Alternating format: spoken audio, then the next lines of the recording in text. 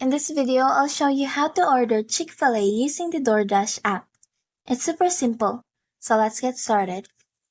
So first, open the Doordash app on your phone and make sure you're logged in. Then, in the search bar at the top, type in Chick-fil-A. You can then select your nearest Chick-fil-A location from the options listed. Now, browse the menu and add your favorite items to the cart. Once your items are in the cart, review your order and customize if needed.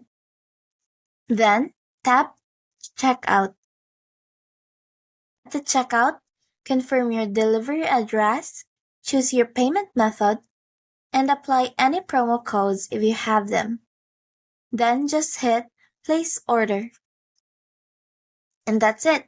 Your Chick-fil-A order is on its way with Doordash.